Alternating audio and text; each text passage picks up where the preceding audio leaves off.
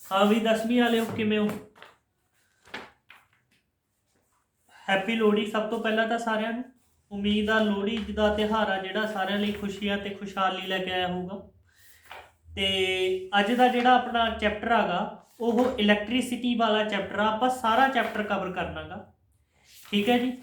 ਤੇ ਵੀਡੀਓ ਨੂੰ ਧਿਆਨ ਨਾਲ ਦੇਖਣਾ। ਜਿਹਨੂੰ ਕੁਝ ਵੀ ਨਹੀਂ ਸਮਝ ਆਊਗਾ ਉਹ ਪਲੀਜ਼ ਦੁਬਾਰਾ ਪੁੱਛ ਲਿਓ। ਆਪਾਂ ਸ਼ੁਰੂ ਤੋਂ ਲੈ ਕੇ ਐਂਡ ਤੱਕ ਸਾਰਾ ਚੈਪਟਰ ਰੀਡ ਆਊਟ ਕਰਨਾ। ਸਪੀਡ ਥੋੜੀ ਜਿਹੀ ਜ਼ਿਆਦਾ ਰਹੂਗੀ ਤਾਂ ਕਿ ਆਪਾਂ ਸਾਰੇ ਜਿਹੜੇ ਸੈਕਸ਼ਨਸ ਨੇਗੇ ਉਹ ਕਵਰ ਕਰ ਲਈਏ। ਔਰ ਇੱਕ ਵੀਡੀਓ ਇਸੇ ਚੈਪਟਰ ਦੀ ਅਲੱਗਾ ਪਊਗੀ ਇਹ ਨਿਊਮੈਰੀਕਲ ਪਰਪਸਿਸ ਤੋਂ, ਠੀਕ ਹੈ ਜੀ। ਹੁਣ ਅਸੀਂ ਇਹਨੂੰ ਸ਼ੁਰੂ ਕਰ ਰਹੇ ਹਾਂ। ਤਾਂ ਸਭ ਤੋਂ ਪਹਿਲਾਂ ਤਾਂ ਟੌਪਿਕ ਆ ਗਿਆ electric current the.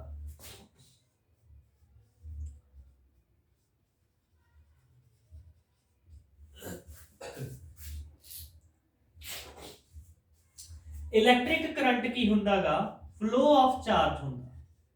Flow of charge in a particular time। ਕਿਸੇ ਵੀ ਦਿੱਤੇ ਹੋਏ ਸਮੇਂ ਵਿੱਚ ਕਿੰਨਾ ਕੁ ਚਾਰਜ ਫਲੋ ਕਰਕੇ ਇੱਕ ਪੁਆਇੰਟ ਤੋਂ ਦੂਸਰੇ ਪੁਆਇੰਟ ਤੱਕ, point A to point B move ਹੋ ਰਿਹਾਗਾ, ਉਹਨੂੰ ਅਸੀਂ ਕੀ ਬੋਲ ਦਿੰਦੇ ਆ? ਇਲੈਕਟ੍ਰਿਕ ਕਰੰਟ ਬੋਲ ਦਿੰਦੇ ਆ। ਜਦੋਂ ਇਲੈਕਟ੍ਰਿਕ ਕਰੰਟ ਦੀ ਖੋਜ ਹੋਈ ਆ ਉਸ ਤੋਂ ਪਹਿਲਾਂ ਸਾਡੇ ਕੋਲੇ ਸਿਰਫ ਚਾਰਜ ਦੀ ਗੱਲ ਹੁੰਦੀ ਸੀ। ਇਲੈਕਟ੍ਰੋਨਸ ਲਵੇ ਲਾਉਣੇ ਵੀ ਨਹੀਂ ਸੀ। ਕਿਉਂ? ਕਿਉਂਕਿ ਇਲੈਕਟ੍ਰੋਨ ਦੀ ਉਦੋਂ ਖੋਜ ਕੀਤੀ ਨਹੀਂ ਸੀ ਗਈ, ਠੀਕ ਹੈ। ਤਾਂ ਉਸ ਟਾਈਮ ਦੇ ਉੱਤੇ ਅਸੀਂ ਕੀ ਕਹਿੰਦੇ ਸੀ? Flow of charge in a particular time is known as electric current. ਪਰ ਜਦੋਂ ਇਲੈਕਟ੍ਰੋਨਸ ਦੀ ਖੋਜ ਹੋ ਗਈ ਤਾਂ ਸਾਡੇ ਕੋਲੇ ਇੱਕ ਕੁਝ ਕੁ ਵਰਡ ਐਡ ਹੋ ਗਏ। Flow of charge in a particular flow of charge ਕੀ ਆ? ਇਟ ਕੈਨ ਬੀ ਪੋਜ਼ਿਟਿਵ और नेगेटिव। ये नेगेटिव भी हो सकता और पॉजिटिव भी हो सकता, ठीक है जी। ਉਹਨੂੰ ਅਸੀਂ ਕੀ ਬੋਲਦੇ ਹਾਂ? ਇਲੈਕਟ੍ਰਿਕ ਕਰੰਟ ਬੋਲਦੇ ਹਾਂ। ਜੋ ਇਲੈਕਟ੍ਰਿਕ ਕਰੰਟ ਹੁੰਦਾਗਾ ਉਹਨੂੰ ਅਸੀਂ I ਨਾਲ ਰਿਪਰੈਜ਼ੈਂਟ ਕਰਦੇ ਹਾਂ। ਜੋ ਚਾਰਜ ਹੁੰਦਾ ਉਹਨੂੰ ਅਸੀਂ Q ਨਾਲ ਰਿਪਰੈਜ਼ੈਂਟ ਕਰਦੇ ਹਾਂ ਇਨ ਅ ਪਰਟੀਕੂਲਰ ਟਾਈਮ, ਕਿਉਂਕਿ ਅਸੀਂ ਕਹਤਾ ਅਸੀਂ ਇਹਨੂੰ ਐਵੇਂ ਲਿਖਦੇ ਹਾਂ। ਜੋ ਕਰੰਟ ਹੁੰਦਾ ਇਹਦੀ SI ਯੂਨਿਟ ਹੁੰਦੀ ਹੈ ਜਿਹੜੀ, ਉਹ ਐਂਪੀਅਰ ਹੁੰਦੀ ਆ। और जो चार्ज आ ਉਹਦੀ SI यूनिट ਕੀ ਹੁੰਦੀ ਆ? ਕੂਲਮ ਹੁੰਦੀ ਆ। ਔਰ ਟਾਈਮ ਆ ਜਿਹੜਾ ਉਹਦੀ SI यूनिट ਹੁੰਦੀ ਆ ਸੈਕਿੰਡ, ਠੀਕ ਹੈ ਜੀ। ਤਾਂ ਅਸੀਂ ਜੇ ਡਿਫਾਈਨ ਕਰਨਾ ਹੋਵੇ 1 ਐਂਪੀਅਰ ਨੂੰ, 1 ampere is defined when 1 coulomb charge is flowing from point A to point B in unit time ਜਾਂ ਫਿਰ 1 second, ਠੀਕ ਹੈ ਜੀ। ਇਹ ਤੋਂ ਸਾਡੇ ਕੋਲੇ ਕੀ ਆ? ਅਸੀਂ ਕੀ ਪੜਿਆ? ਇਲੈਕਟ੍ਰਿਕ ਕਰੰਟ ਬਾਰੇ ਪੜਿਆ। ਇਲੈਕਟ੍ਰਿਕ ਕਰੰਟ ਕੀ ਹੁੰਦਾ? Flow of charge in a given time. ਉਦੋਂ ਬਾਅਦ ਚੋਂ ਕਰੰਟ ਦੀ SI ਯੂਨਿਟ ਐਂਪੀਅਰ, ਚਾਰਜ ਦੀ SI ਯੂਨਿਟ ਕੂਲਮ ਔਰ ਟਾਈਮ ਦੀ SI ਯੂਨਿਟ ਸੈਕਿੰਡ। ਸਾਡੇ ਕੋਲੇ ਸਭ ਤੋਂ ਜੋ ਵੱਡੀ ਔਰ ਸੁਪੀਰੀਅਰ ਪ੍ਰੋਪਰਟੀ ਇਹ ਆ that current is flowing in a closed circuit। Current always flow ਕਰੂਗਾ ਕਲੋਜ਼ ਸਰਕਟ ਦੇ ਵਿੱਚ। ਜੇ ਅਸੀਂ ਕਹਿ ਦਈਏ ਕਿ ਓਪਨ ਸਰਕਟ ਦੇ ਵਿੱਚ ਕਰੰਟ ਫਲੋ ਕਰੂਗਾ ਤਾਂ ਇਹ ਸਟੇਟਮੈਂਟ ਗਲਤ ਹੋ ਜਾਂਦੀ ਹੈ, ਠੀਕ ਹੈ ਜੀ। ਤਾਂ ਹੁਣ ਤੁਹਾਨੂੰ ਥੋੜੀਆਂ ਜਿਹੀਆਂ ਜੋ ਚੀਜ਼ਾਂ ਨੇ ਇਹਨੂੰ ਅਸੀਂ ਸਵਿਚ ਬੋਲਦੇ ਹਾਂ। ਇਹ ਸੈੱਲ ਆ, ਇਹਨੂੰ ਬੈਟਰੀ ਬੋਲਦੇ ਨੇ। ਇਹਨੂੰ ਅਸੀਂ ਪੋਟੈਂਸ਼ੀਅਲ ਡਿਫਰੈਂਸ ਮੈਜਰ ਕਰਨ ਵਾਸਤੇ ਯੂਜ਼ ਕਰਦੇ ਹਾਂ ਇਸ ਸਾਈਨ ਨੂੰ। ਇਹਨੂੰ ਅਸੀਂ ਮੈਜਰਮੈਂਟ ਆਫ ਕਰੰਟ ਵਾਸਤੇ ਯੂਜ਼ ਕਰਦੇ ਹਾਂਗੇ, ਠੀਕ ਹੈ ਜੀ। ਔਰ ਇਦਾਂ ਰੈਜ਼ਿਸਟੈਂਸ ਨੂੰ ਡਿਨੋਟ ਕੀਤਾ ਜਾਂਦਾ। और जो आ वाला साइन है ਇਹਦੇ ਨਾਲ ਅਸੀਂ डायरेक्शन ऑफ करंट ਨੂੰ डिनोट करते हैं।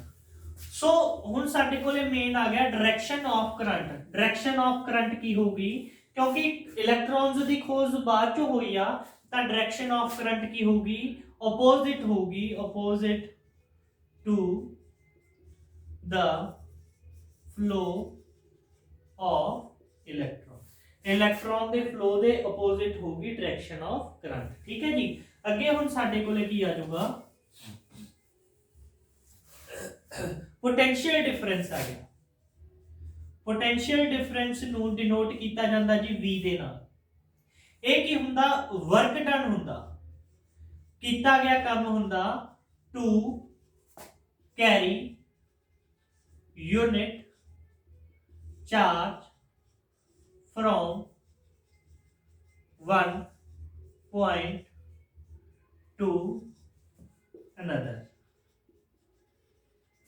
यह एक काम आगा, मान लो कोई चार्ज इत्थे पिया, ओनू कोई फोर्स लगा के, इलैक्ट्रोमोटिव फोर्स बोलते हैं इहनू असीं, साइंस की लैंग्वेज दे विच इलैक्ट्रोमोटिव यानी धक्का लाउणा इलैक्ट्रॉन नू, कि कोई फोर्स लगा के point A to point B लैके जाना सी, तां किन्ना धक्का लगूगा ओनू असीं की बोलदे हां जी, पोटेंशियल डिफरेंस बोलदे। पोटेंशियल डिफरेंस नू डिनोट किया जाता V दे नाल, और एदी SI यूनिट भी की हुंदी हैगी, वोल्ट हुंदी। ठीक है दोस्तों। तां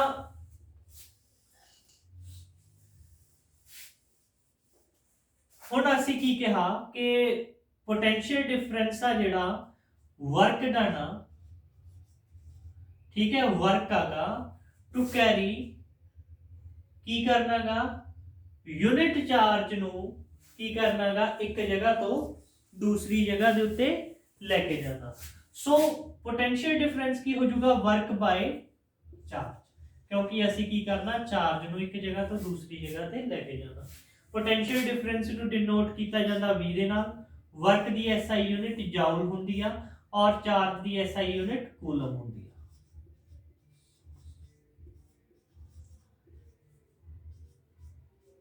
1 वोल्ट की होगा, 1 वोल्ट वो अमाउंट होगी जदों असी 1 जाउल वर्क करांगे 1 कूलम चार्ज नू एक जगह तो दूसरी जगह दे उत्ते पहुंचाउण लई।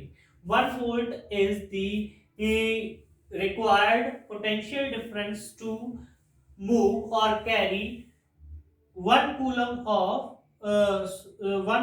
of charge, sorry, 1 joule is work to be done to move 1 coulomb of charge। ठीक है जी, उन्होंने असी की बोलांगे 1 वोल्ट बोलांगे पोटेंशियल डिफरेंस। अगे साडे कोले आ जाऊगा दोस्तों ओहम्स लॉ, है ना। ओहम्स लॉ बहुत ज्यादा जरूरी आ। ओम की कहना, ओम कहना कि जिन्ना साडे कोले पोटेंशियल डिफरेंस होगा उन्ना ही असी करंट आ जेड़ा वो प्रोड्यूस करांगे। इदू बाद चो ओम्स लॉ की आगा, Ohm's law sign of proportionality हटा के असी आर लाता, तां साडे कोले एक्सप्रेशन बन गया यही। हुण साडे कोले आर एक नवी चीज आ, सो आर की होगी V बाय I हो जूगी।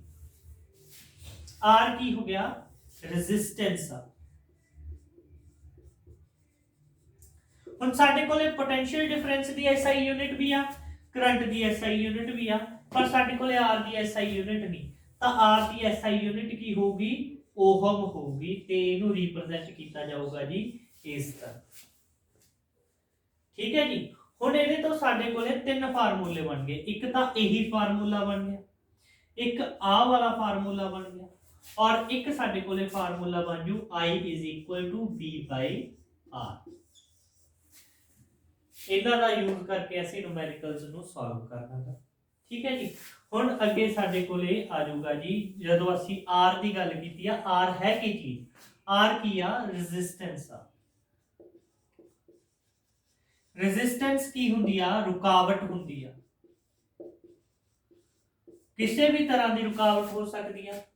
करंट के रास्ते विच आई रुकावट की करू, करंट नू गरम, करंट नू गुस्सा चढ़ाऊगी, तां जदों करंट नू गुस्सा आऊगा तां ओह की करूगा, जेड़ी भी तार विच दी बह रिहा ओनू गरम कर दूगा,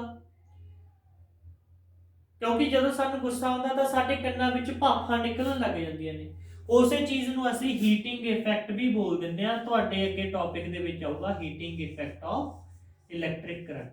ਇਹੀ ਚੀਜ਼ ਆਊਗੀ ਜਦੋਂ ਜਿਹੜੀ ਰੈਜ਼ਿਸਟੈਂਸ ਹੁੰਦੀ ਆ ਉਹ ਕੀ ਕਰੂਗਾ, ਡਿਸੀਪੇਟ ਕਰੂਗਾ। ਡਿਸੀਪੇਟ मतलब फैला दूगा गर्मी नूं, की आ जिहड़ी ओहदे कोले गर्मी होगी ਉਹਨੂੰ ਬਾਹਰ ਨੂੰ ਧੱਕ ਦੂਗਾ ਔਰ ਉਹਦੇ ਨਾਲ ਜੋ ਸਰਾਊਂਡਿੰਗ ਹੋਊਗੀ ਉਸ ਕੰਡਕਟਰ ਦੇ ਆਲੇ ਦੁਆਲੇ ਦਾ ਜਿਹੜਾ ਐਟਮੋਸਫੀਅਰ ਆਗਾ ਉਹ ਵੀ ਕੀ ਹੋ ਜਾਊਗਾ, ਗਰਮ ਹੋ ਜਾਊਗਾ। ਠੀਕ ਹੈ ਦੋਸਤੋ, ਤਾਂ ਰੈਜ਼ਿਸਟੈਂਸ ਕਿੰਨਾ ਚੀਜ਼ਾਂ ਦੇ ਉੱਤੇ ਡਿਪੈਂਡ ਕਰਦੀ ਆ। ਸਭ ਤੋਂ ਪਹਿਲਾਂ ਤਾਂ ਰੈਜ਼ਿਸਟੈਂਸ ਡਿਪੈਂਡ ਕਰਦੀ ਆ ਲੈਂਥ ਦੇ ਉੱਤੇ। ਜਿੰਨੀ ਜ਼ਿਆਦਾ ਲੈਂਥ ਹੋਊਗੀ ਉਨੀ ਹੀ ਜ਼ਿਆਦਾ ਰੈਜ਼ਿਸਟੈਂਸ ਹੋ, ਤਾਂ ਹੀ ਉਹ ਸਾਈਨ ਆਫ ਪ੍ਰੋਪੋਰਸ਼ਨੈਲਿਟੀ ਲਗਾਇਆਗਾ। और रेजिस्टेंस आ जी की होगी इनवर्सली प्रोपोर्शनल होगी एरिया ऑफ क्रॉस सेक्शन दे। जिन्ना ज्यादा किसी भी तार दा एरिया होगा करंट उन्नी ही आसानी नाल ओदे विचों फ्लो करूगा इत्थों दी। जिवें असी फॉर एग्जांपल गल करिए, एक तां साडे कोले पाइप आ गया, एक साडे कोले पाइप आ गया आह, ते असी फ्लो ऑफ वाटर देखना किहदे विच ईजीली होगा, फ्लो ऑफ वाटर ईजीली ਇਹਦੇ ਵਿੱਚ ਹੋਊਗਾ ਕਿਉਂਕਿ ਇਹਦਾ ਏਰੀਆ ਆਫ ਕ੍ਰੋਸ ਸੈਕਸ਼ਨ ਇਹਦੇ ਏਰੀਆ ਆਫ ਕ੍ਰੋਸ ਸੈਕਸ਼ਨ ਨਾਲੋਂ ਜ਼ਿਆਦਾਗਾ। ਤਾਂ ਪਰ ਹੁਣ ਇੱਥੇ ਅਸੀਂ ਕਿਹਦੀ ਗੱਲ ਕਰ ਰਹੇ ਹਾਂ, ਰੁਕਾਵਟ ਦੀ ਗੱਲ। ਜੇ ਏਰੀਆ ਜ਼ਿਆਦਾ ਤਾਂ ਰੁਕਾਵਟ ਕੀ ਹੋਊਗੀ, ਘੱਟ। ਜੇ ਰੁਕਾਵਟ ਘੱਟ ਆ ਗਈ ਤਾਂ ਏਰੀਆ ਕੀ ਹੋਊਗਾ, ਜ਼ਿਆਦਾ। ਠੀਕ ਹੈ ਜੀ। ਹੁਣ ਇਹਨਾਂ ਦੋਹਾਂ ਐਕਸਪ੍ਰੈਸ਼ਨਸ ਨੂੰ ਜੇ ਅਸੀਂ ਮਿਲਾ ਦਈਏ ਤਾਂ ਸਾਡੇ ਕੋਲੇ ਆਹ ਵਾਲੀ ਚੀਜ਼ ਬਣੂਗੀ। ਤਾਂ ਇਹਨੂੰ ਜਦੋਂ ਅਸੀਂ ਸਾਈਨ ਆਫ ਪ੍ਰੋਪੋਰਸ਼ਨੈਲਿਟੀ ਨੂੰ ਹਟਾਉਂਦੇ ਆ ਕੁਛ ਨਾ ਕੁਛ ਇੱਥੇ ਲਗਾਉਣਾ ਪੈਂਦਾ। ਜਿਵੇਂ ਰੈਜ਼ਿਸਟੈਂਸ ਲਗਾਈ ਸੀ ਉਵੇਂ ਹੀ ਅਸੀਂ ਇੱਥੇ ਕੀ ਲਗਾਤਾ, ਆ ਸਾਈਨ ਆ ਨਵਾਂ ਸਿੰਬਲ ਆਤਾ। ਇਹਨੂੰ ਕੀ ਬੋਲਦੇ ਨੇ, ਰੋ, ਔਰ ਇਹਨੂੰ ਕੀ ਬੋਲਿਆ ਜਾਂਦਾ, ਰੈਜ਼ਿਸਟਿਵਿਟੀ ਬੋਲਿਆ। ਠੀਕ ਹੈ ਜੀ। ਰੈਜ਼ਿਸਟਿਵਿਟੀ ਕੀ ਹੁੰਦੀ ਆ, rho R into A by L। ਹੁਣ ਜੇ ਅਸੀਂ ਇਹਦੀ SI ਯੂਨਿਟ ਕੱਢਣੀ ਹੋਵੇ, ਰੈਜ਼ਿਸਟੈਂਸ ਦੀ SI ਯੂਨਿਟ ਹੁੰਦੀ ਆ ਓਹਮ, ਔਰ ਏਰੀਆ ਦੀ SI ਯੂਨਿਟ ਹੁੰਦੀ ਆ ਮੀਟਰ ਸਕੁਅਰ। ਲੈਂਥ ਦੀ SI ਯੂਨਿਟ ਹੋ ਮੀਟਰ, ਮੀਟਰ ਨਾਲ ਮੀਟਰ ਕੱਟ ਗਿਆ ਤਾਂ ਕਿੰਨਾ ਆ ਜੂ, ਓਹਮ ਮੀਟਰ ਆ ਜੂਗਾ। ਠੀਕ ਹੈ ਦੋਸਤੋ, ਅੱਗੇ ਸਾਡੇ ਕੋਲੇ ਆ ਜੂਗਾ ਜੀ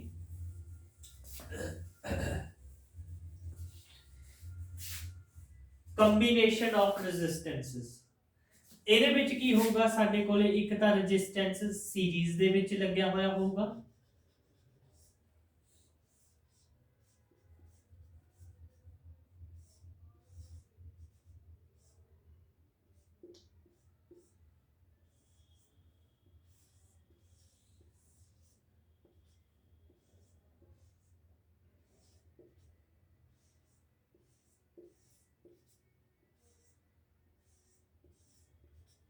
ਹੁਣ ਆ ਤਿੰਨ ਕੀ ਨੇ, ਪੋਟੈਂਸ਼ੀਅਲ ਡਿਫਰੈਂਸ V1 R1 ਦੇ ਅਕ੍ਰੋਸ, V2 R2 ਦੇ ਅਕ੍ਰੋਸ, V3 R3 ਦੇ ਅਕ੍ਰੋਸ, ਤੇ ਸਾਡੇ ਕੋਲੇ ਟੋਟਲ ਪੋਟੈਂਸ਼ੀਅਲ ਡਿਫਰੈਂਸ ਕੀ ਹੈਗਾ, V ਹੈਗਾ। ਹੁਣ ਸਾਨੂੰ ਪਤਾ ਵੀ R ਹੈਗਾ ਜਿਹੜਾ ਉਹ ਟੋਟਲ ਰੈਜ਼ਿਸਟੈਂਸ ਆ। ਹੁਣ ਜੇ ਅਸੀਂ ਇੱਥੇ ਓਹਮਸ ਲਾਅ ਲਗਾ ਦਈਏ, ਜੇ ਕਰੰਟ I ਫਲੋ ਕਰ ਰਿਹਾ, ਇੱਥੇ ਵੀ I ਆ, ਇੱਥੇ ਵੀ I ਆ। करंट एवं फ्लो नहीं करूंगा, यह मेजरमेंट लैन वास्ते सिर्फ। ठीक है जी। तो V1 की हो जाऊगा RI1, V2 की हो जाऊगा RI2, सॉरी I का कॉमन है, I का सेम है, IR1, IR2, V3 की हो जाऊगा IR3। तिना नू जोड़ करिए तो यह बन जू V बड़ा टोटल पोटेंशियल डिफरेंस। I ਨੂੰ ਕਾਮਨ ਕੱਢ ਲਈਏ ਕੀ ਹੋ ਜਾਊਗਾ R1 R2 R3, ਔਰ B ਕਿਹਦੇ ਇਕੁਅਲ ਹੁੰਦਾ, IR ਦੇ ਇਕੁਅਲ ਹੁੰਦਾ ਓਹਮਸ ਲਾਅ। I ਨੂੰ I ਨਾਲ ਕੈਨਸਲ ਕਰਤਾ ਤਾਂ ਸਾਡੇ ਕੋਲੇ ਜਿਹੜੀ ਟੋਟਲ ਰੈਜ਼ਿਸਟੈਂਸ ਆ ਜਾਊਗੀ ਉਹ ਸਮੇਸ਼ਨ ਹੋ ਜੂ ਜਿੰਨੇ ਵੀ ਰੈਜ਼ਿਸਟੈਂਸ ਸਾਡੇ ਕੋਲੇ ਇੱਕ ਕੰਬੀਨੇਸ਼ਨ ਦੇ ਵਿੱਚ ਸੀਰੀਜ਼ ਦੇ ਵਿੱਚ ਲੱਗੇ ਹੋਏ ਨੇ। ਫॉर एग्जांपल ਤੁਹਾਨੂੰ ਆ ਜੇ ਵੀ ਇਹ ਰੈਜ਼ਿਸਟੈਂਸ 7 ਓਹਮ 8 ਓਹਮ ਤੇ 2 ਓਹਮ ਇੱਕ ਸੀਰੀਜ਼ ਦੇ ਵਿੱਚ ਲੱਗੇ ਹੋਏ ਨੇ, ਤਾਂ ਟੋਟਲ ਰੈਜ਼ਿਸਟੈਂਸ ਪਤਾ ਕਰੋ। ਤੁਸੀਂ ਇਹਨਾਂ ਤਿੰਨਾਂ ਨੂੰ ਐਡ ਕਰ ਦੋਗੇ ਤਾਂ ਤੁਹਾਡੇ ਕੋਲੇ ਕਿੰਨਾ ਆ ਜਾਊਗਾ, 8 7 15 ਤੇ 2 17 ਓਹਮ ਇਹਦੀ ਟੋਟਲ ਰੈਜ਼ਿਸਟੈਂਸ ਆ ਜਾਊਗੀ। ਠੀਕ ਹੈ ਜੀ। ਹੁਣ ਜੇ ਉਸੇ ਜਗ੍ਹਾ ਦੇ ਉੱਤੇ ਸਾਡੇ ਕੋਲੇ ਇੱਕ ਪੈਰਲਲ ਕੰਬੀਨੇਸ਼ਨ ਹੋਵੇ,